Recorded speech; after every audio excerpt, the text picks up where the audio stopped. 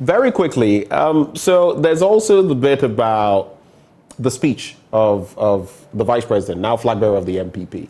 He talks about scrapping certain levies and taxes, prominent among them the e-levy, taxes on betting, among others, to the tune of about 5.9 billion Ghana cedis.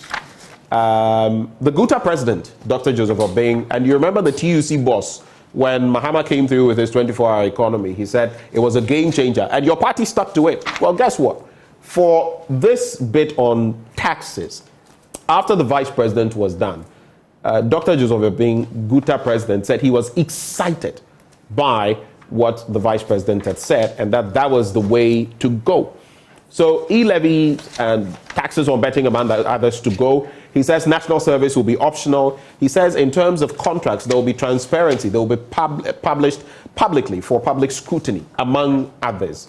What do you make, fundamentally, of what the vice president had to say? I mean, it goes beyond this, but in a nutshell, what were your takeaways from his bit? And of course, he's also proposing a 24-hour economy based on mobile money interoperability, among others. Quick thoughts. Yes, so I would like to make the point fundamentally that we have come to a point as a country where I think that we should place more premium on action than just rhetoric, than just talk. When you're vice president, chair of the economic management team, you have... But you know that thing, what that thing you just mentioned, it's a convention. It's not set in stone. You're a member of the economic management team. No, you agree, right? I want you to agree before agree with what? I don't get your point. A vice president is a member of the economic management team. Nowhere does it say he is chair. Not in our constitution. It's a convention. Yes, the convention is that he chairs. The vice president. The convention is that he's a member. We have documents. I've cited documents pointing to John Dramani Mahama when he was, and it invited him to be a member. Yeah, but they preside over the meetings. From the vice president at Mills' era to vice president, Aliyu Mahama, they preside over. That has been the But presiding doesn't necessarily mean they are in charge, right? It's a convention. That's what the vice president says. When did the vice president come to this recognition? When he fired 170 questions to Vice President Misata, he didn't know then that he was just a member. That he says he's a mate. He's not a driver. He's a mate. That he was just a mate. He didn't know that. You see how time vindicates, and how with time people fall into their own traps. But back to the more substantive point I want to make is that let us place more premium on action, on track record. I mean, see what we've been achieving in North Town. We virtually no taxes, little resources. We are not organizing lectures. There's not been a lot of talk and razzmatazz, but we are just getting the job done to ameliorate the plight of our people. I think that we should place more premium on that. So that's the first fundamental point that I want to make, that moving forward, Ghanaians have seen through the talkativeness and a lot of, puffing and huffing, a lot of just hubris, just talk. People want to see... I get it. Ghanaians are beyond the cosmetics. Exactly. But let's talk about the pertinent issues. They want to see track record. Now, let's come to the matter of taxes, which you want us to focus on. So I hold in my hands the IMF country report, number 23168, which was issued in May 2023. Now, you had the vice president creating the impression as if all of these taxes and all of that, he is not part of it, he doesn't support it, and he's going to scrap it. If you look at this document, page 2 of the document, this is the very early part of the document. The approval of this agreement is stated here. Approved by, and we are told that discussions took place in Accra in September, in Washington, D.C., in October, and in Accra in December 2022. The mission held discussions with Vice President Bawumia, Minister of Finance Kanofriata, Governor of the Central Bank, Ernest Addison, and other senior officials. Then it goes on to list the officials as members of the economic management on their part. So the dishonest attempt to create the impression as though he didn't even have discussions with the IMF, he didn't lead the negotiations, is not part of it. Because we all know that a lot of these taxes and a lot of these, fiscal impositions are from the IMF agreement, which he led, as this IMF document confirms. Now, if you come to page 16 of this document, we are told, the document that confirms that Dr. Bawumia led the discussions and the agreements. We are told at page 16 that the Power Utilities Regulatory Commission, PURC, recently raised electricity tariffs by close to 30%, which was a prior action. So what Dr. Bawumia's, Ken Ofori-Atta and co. signed up to, before we will get this funding from the IMF, the prior action, what they agreed was that electricity tariff should go up by 30%.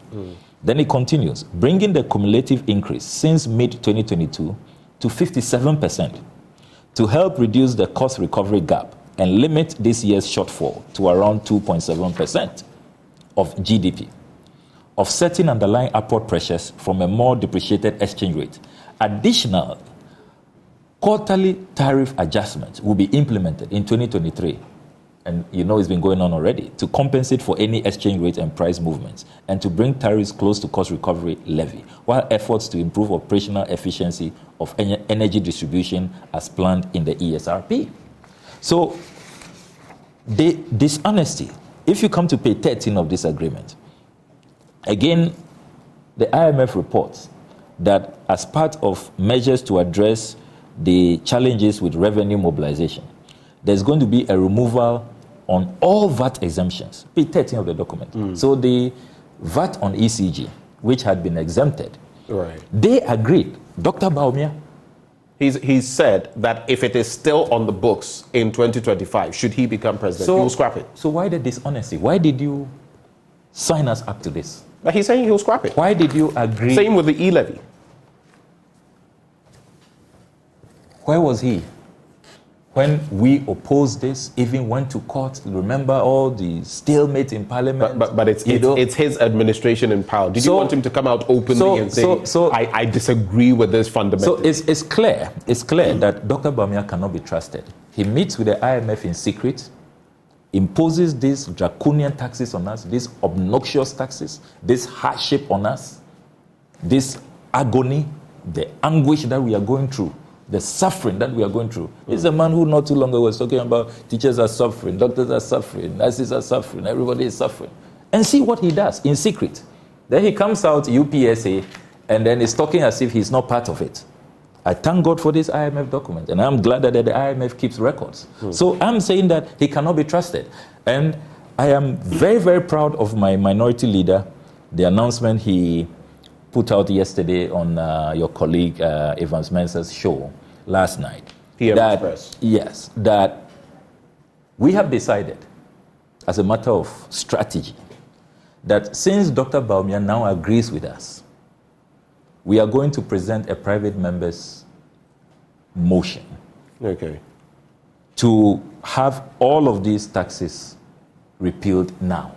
Why should we wait? He now agrees. Why are you trying to force the vice president's hand? So the he's vice not president. So the vice president. He is still the mate. The vice president. He's not the driver. He's not the driver. The vice president who sat in secret with the IMF and approved all of these taxes. They have an opportunity. We are going to bring the private members bill. They should. That will say what? That will say what? That remove the VAT on electricity. So you're going to provide a private members bill. Yes. That says repeal e-levy. Taxes on betting. The 10%. Yes. VAT on electricity. Yes. We want to test his sincerity now. We are not going to wait till after the polls because. So when are you planning on doing this? This meeting of before Easter, we are going to do that. I see. Latest by next week, we are going to be waiting for the speaker's approval. So you're going to actually test, drafted it. You are literally going to test his sincerity, Dr. Bawumia's resolve, and his sincerity in this matter. Absolutely. But okay, let's look at it from this angle. Because we can't see you approving these things with the IMF in secret. Then you come and stand on public lanterns. But I'll go back to the fact. You are deceiving. He's still the mate, not the driver. He's not the president. And he says when he comes to power, if he comes to power, he will actually see to some of this. He said that if the VAT on electricity takes off, should he become president, he will scrap it. He said same for the You know, it is instructive that in this IMF document, they don't even mention the president. They didn't meet with President Akufo-Addo. That's the confidence President Akufo-Addo has in the vice president. That's because it's the vice president who's on the economic management team, not the president. Good. You see, I said recently that I'm beginning to, for the first time in a long time, pity President Akufo-Addo. He's become so lonely, so abandoned, so jettisoned. Why has he come to you to say that he's lonely? Oh, look at the treachery. Everybody, look, indeed, the saying is true that success has many fathers, failure is an orphan. His general secretary abandoned him recently. Oh, reshuffle, your people are useless, they're not working. Then the national organizer. On VAT on electricity? Yes, VAT, let it go. You're making it very difficult. They distance themselves from him. Then his vice president puts the icing on the cake. Me, I was only a mate, oh, please, don't add me to it. Don't blame me. My EMT is just some small subcommittee of cabinet. A man who not too long ago said that President Mahama has managed this economy for 8 years. First 4 years as chair of the economic management team, and the second 4 years as president. Then he even has the track record of sending 150 questions to Mr. Atta. Suddenly, he's saying that those positions don't matter. So I pity President Akufo-Addo because the output is so abysmal, the performance is so shambolic. All his people he had confidence in, asked them to go and negotiate with the IMF, to lead everything. They've all abandoned him. Poor old president. He hasn't even left yet. I mean, can you imagine? He is still president. But that is normal in a way. It is normal in a way. Imagine what will happen to him. It is normal in a way when you have a flag bearer elected. I've never seen this. You cede certain powers. I've never seen this. I never saw Professor Mills do this to Rawlings. Actually, the accusation, which even the then opposition... I do remember. That Rawlings was going to... said that you consult Rawlings 24/7, that he's a puppet, that you control him. They said they were too close. But it was back then, it was also because of the temperament. What we are seeing you cannot run away from the fact that Rawlings was very charismatic. What we are seeing and now... Atta Mills had a very calm demeanor. It's so strange. It's so bizarre. I mean... So in simple terms, you don't trust Dr. Bawumia? He cannot be trusted.